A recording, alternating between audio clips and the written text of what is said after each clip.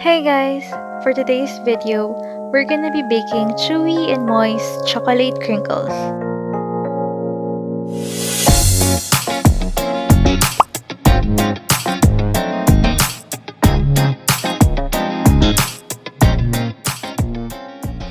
In a medium-sized bowl, sift together 2 cups of all-purpose flour,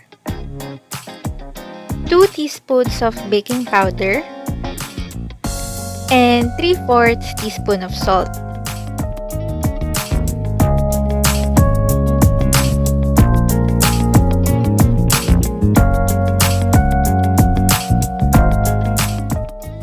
Whisk together, then set aside.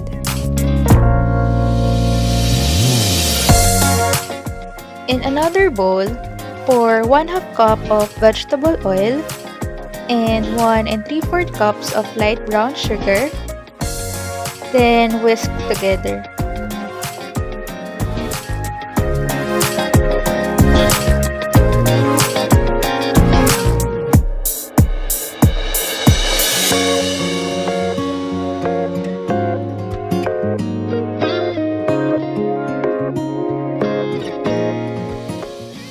Then add in 1 cup of cocoa powder.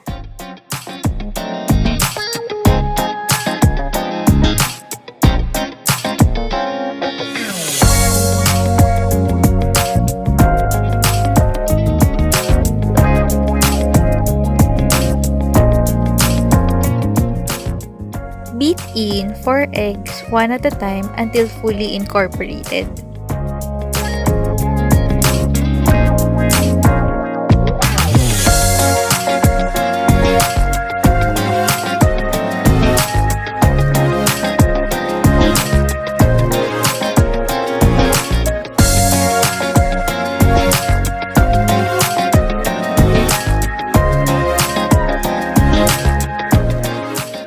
Then mix in 2 teaspoons of vanilla extract.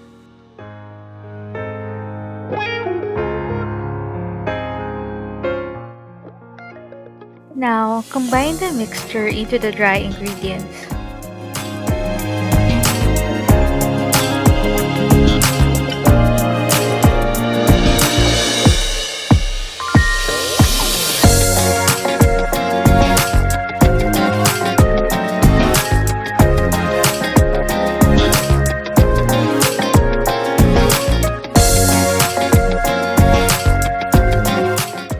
Mix until well blended.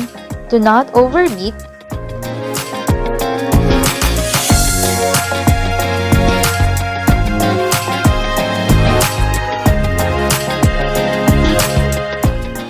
Scrape bowl down and keep on mixing until fully combined.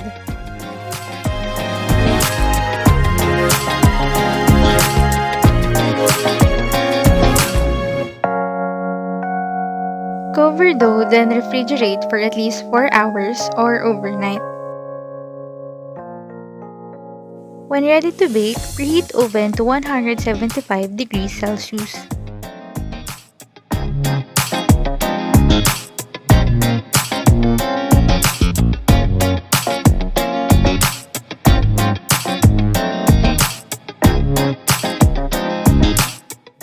Use an ice cream scoop or tablespoon to scoop out the chilled dough and roll into balls with your clean palms.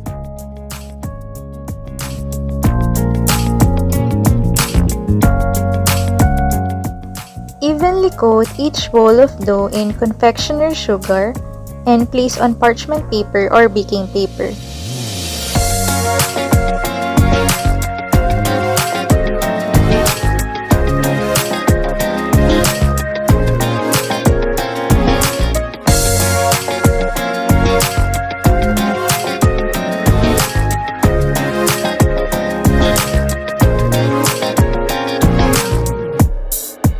Bake in preheated oven at 175 degrees Celsius for 10 to 12 minutes.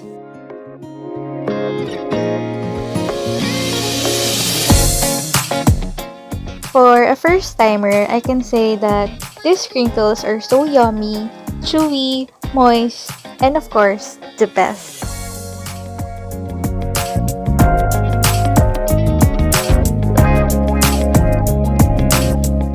Let it cool first on the sheet for a minute before transferring to wire racks.